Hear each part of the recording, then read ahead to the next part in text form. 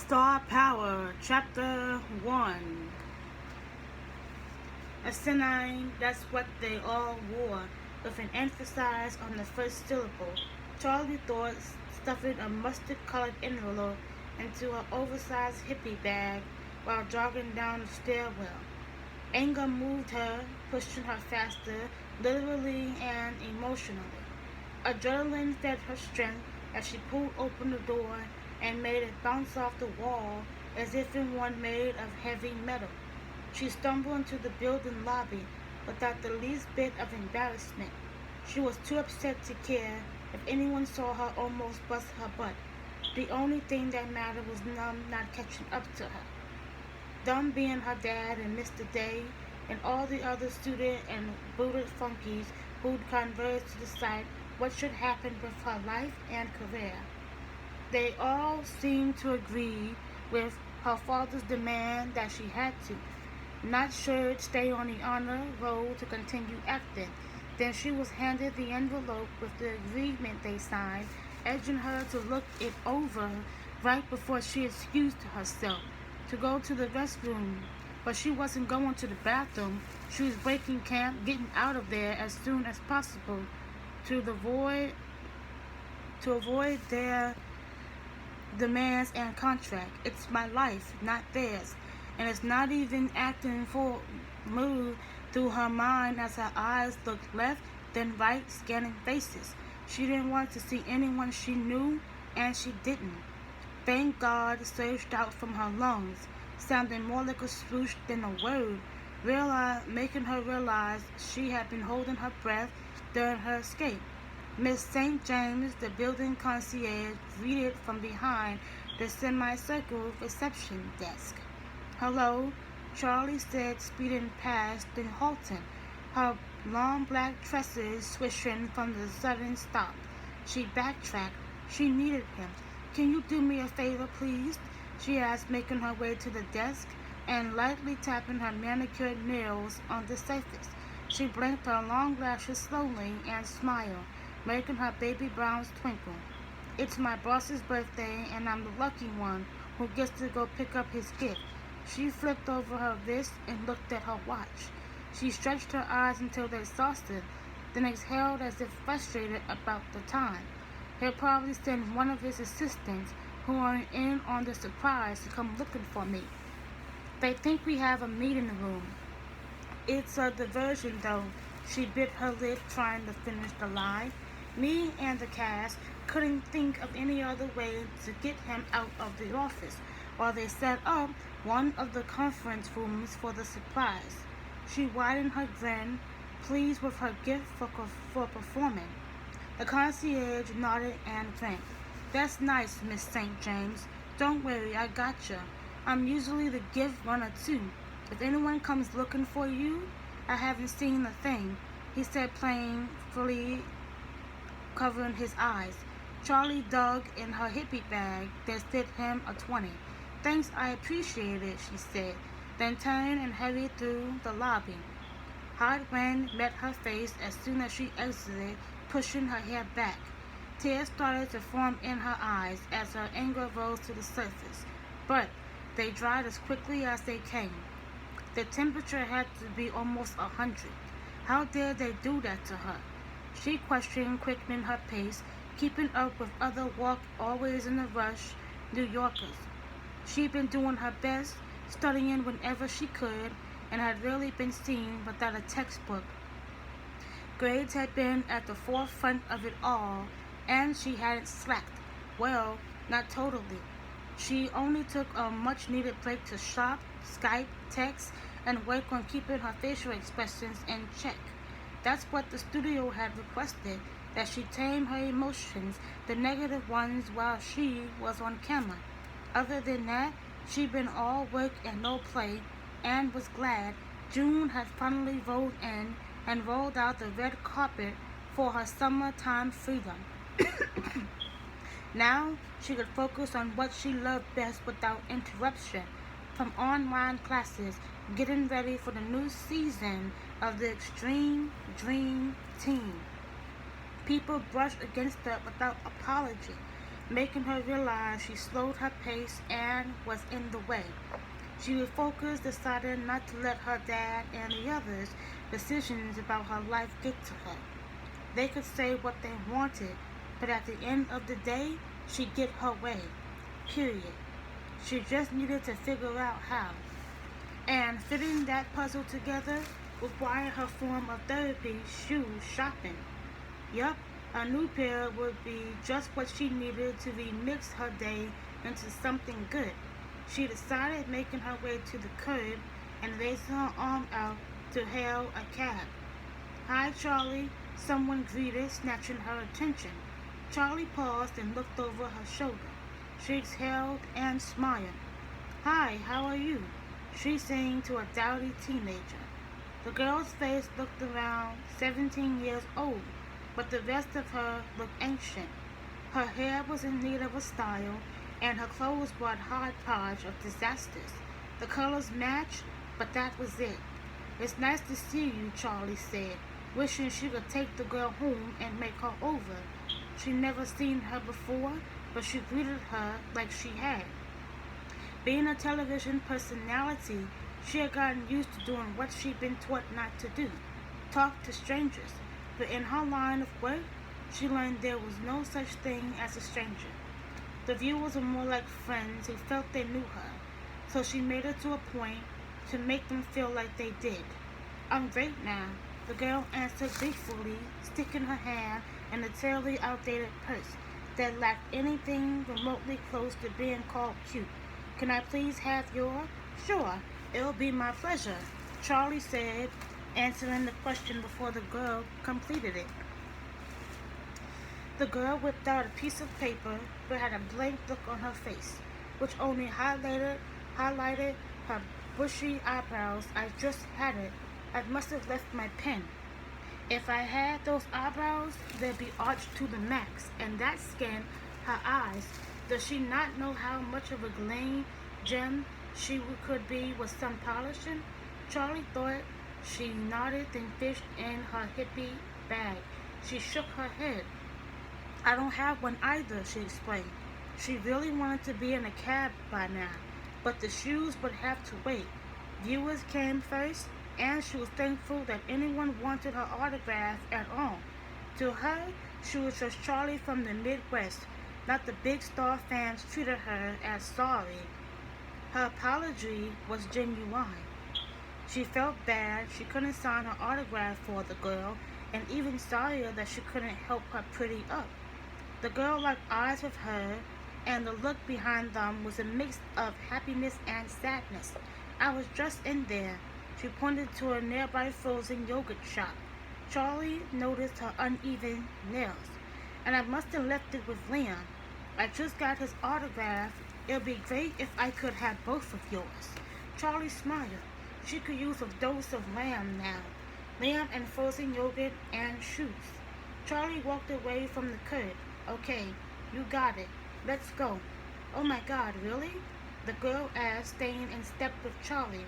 "I had no idea you'd be so cool."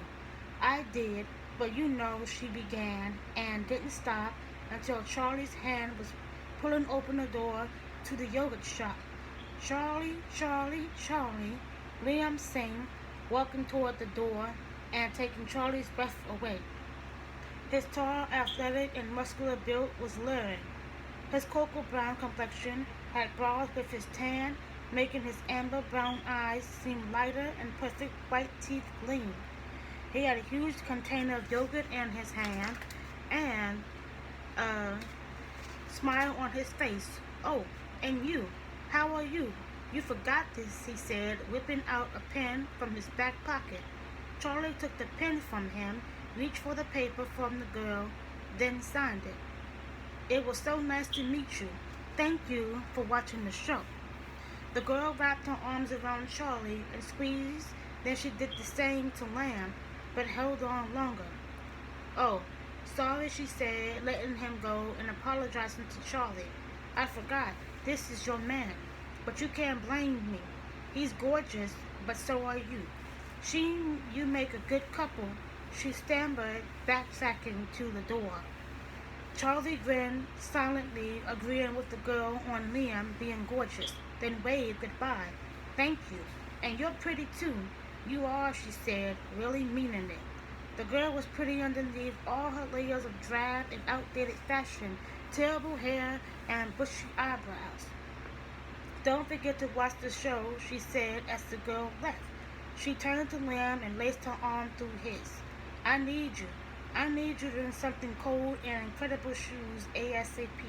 Uh-oh, he said, unlacing his arm from hers, then giving her a tight hug. Tell it all to Big Daddy, he teased. He pulled back, then looked at her. Why you lie to the little girl, he asked. You just can't go around giving compliments just because someone wants your autograph. Charlie laughed and loosened his grip and waved away his comment. She is pretty. She just doesn't know or show it. And she's not a little girl. She has to be at least 17. She walked to the counter and grabbed a container for her frozen yogurt. Try 14, he said, following behind her as she made her way to the wall where she filled her container with vanilla. Get out, Charlie said, going to the topping section. She's not. Where you get that? She told me. Charlie poured scoops of almonds on top of granola and strawberries, then walked to the cashier to get her frozen treat weighed. Serious? Don't you dare reach for your wallet. Gentlemen don't let ladies pay. He reached into his pocket, then paid the cashier. He looked at Charlie and nodded. Serious love 14. Liam, that's awful. I could make her a whole new girl. I'm talking fabulous. From her head to her heels. She scooped a spoonful into her mouth. You know you're not on the wrong show, don't you, love? You need to be hoisting a makeover show. Charlie got a mean shoe game. He sang a Fat Joe and Chris Brown song, replacing his own lyrics for theirs, but keeping the melody. He laughed. I've been in the States too long. Charlie blushed. Thanks. It would be kind of hot to host a makeover show, but I don't have time for that. At least not now, she said, thinking she wouldn't be hosting any show, the Extreme Dream Team, or any other, if she didn't pull up her grades to the adult satisfaction. So what about going to get the shoes? She asked, trying to keep the light mood going. She didn't want to give herself another second to think about her dad and the envelope, so she stayed focused on new kicks. Liam crinkled his eyebrows. Wait, I forgot to tell you that they tried to pigeonhole me for the new tapings. They said I had to get on the honor roll to keep my career. He laughed. I had to remind them that I turned down a scholarship in Ivy League, one at that I was offered because of rowing and academics. Seems they're trying to make it some new policy. We can thank your dad for that, love. Huh? Good thing I've never gotten below a B. Get, churned over and over through Charlie's mind. Did you say you had to get on the honor roll or stay on it? She asked, just to be clear. Liam shook his head. Technically, they should have said stay, but they said I had to get on it. Here, she said, handing him her frozen yogurt. She grabbed his arm, pulled him out of the way of someone walking through the door, then reached into her bag. She took out the oversized envelope. You have to stay on the honor roll to continue acting. That's what she remembered them saying before they handed her the agreement. Right? She questioned her memory. You have to get, I have to stay, she said, then unfolded the envelope. She looked at Liam, who wore a puzzled expression. I think I have to work on not overreacting. It interferes with my hearing. She opened the flap, then pulled out the contract. On top of it was a copy of her report card that she hadn't seen and didn't realize had been sent out. A smile parted her lips. She nodded. I'm good, Liam. 3 B's, and those are my lowest scores. I'm on the honor roll. Come on, we have to get back to Mr. Day's office. I thought you were going to buy you some shoes. You know how to get you prepared to work on your fashion do's and don'ts for the next series you'll be hosting, he joked. Charlie took her yogurt and laughed, but her glee wasn't in a joking manner. Liam had sparked an idea. If the suits and boots are named for the adults who felt they made the rules had demands, couldn't she also? Who needs shoes when we've got a new series coming up? A series I think we should have some say about. Let's go. I'll fill you in on the way. There. Charlie said, sliding a piece of paper across Mr. Day's desk. It bore both her and Liam's signatures. That's the contract we're proposing. Charlie sat back, crossing her legs. She looked over at Liam, who nodded in agreement. It's a hot idea, Day. Liam backed Charlie. Mr. Day picked up the piece of paper, then pressed his lips together in thought as he looked at it. He rotated in his chair, then reached forward and dialed numbers on his phone. Can you come in here? Now? He said into his headset. He disconnected, then looked at Charlie. He sat and didn't say a word. His silence made the room uncomfortable. Charlie looked at Liam, who only shrugged and pierced her eyes with his. There was a slight knock on the door, then one of the suits and boots walked in. What's up? The man said to Mr. Day. Mr. Day handed him the piece of paper, and the man looked it over. Who's responsible for this? His eyes met Charlie's, then Liam's. Charlie and Liam looked at one another, then turned to him. Both said, we are. Mr. Day exhaled, then looked to the other man. Okay, pitch it, Charlie. Charlie pointed to her chest. Me? But we both. She looked at Liam, and he nodded his approval. His eyes slightly told her she could do it. He had faith in her. All right, she exclaimed with sass and strength. I've got this, babe, she said to Liam. The Extreme Dream Team Special Summer Edition show will take the life of a loner, make them go from drab to fab, and turn them into a VIP. I'm talking complete makeover, attitude, self-confidence, and self-esteem, clothes, and she looked at Liam. New digs, of course. I'll rework the person, Liam, and the rest of the crew will rework their space. We'll make the person feel good, look good, and live good. You know, finally work on the gift inside the package. We always wrap a pretty package, someone's space, but what about the person? Who wants to live good and not look and feel good? It's not technically true, but I say it's close to an oxymoron, Liam said. Well, Charlie, Mr. Day began. Mr. Day, she interrupted, cutting him off. She stood and placed both of her hands on his desk, then leaned forward.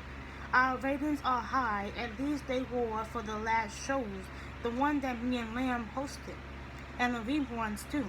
We don't want to lose that, do we? Well, Mr. Day began. No, we don't, Charlie said, cutting him off again.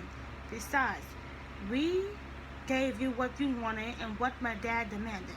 We got a hot show on our hands, and as you know, I didn't come here. Mr. Day slammed his hand down on his desk. The pound made the room grow quiet. Charlie, please, you didn't come here for nothing. You've been telling me that forever now. I know. He laughed, and the staff relaxed under his grin. If you didn't have so much spunk in that mouth, you would have let me finish. He looked at Liam, then back to Charlie. He winked. The other man clapped. You and you, he said, pointing to Charlie, then Liam, have just solved our dilemma. We wanted a new twist. That's what we were meeting about when you disappeared and went to the bathroom and you delivered it. So how do you propose we do it? The other man asked. Liam sat up. He shrugged. Easy, mate. You're the network, so network it. Run a couple of ads, radio and on the telly, and have someone nominated.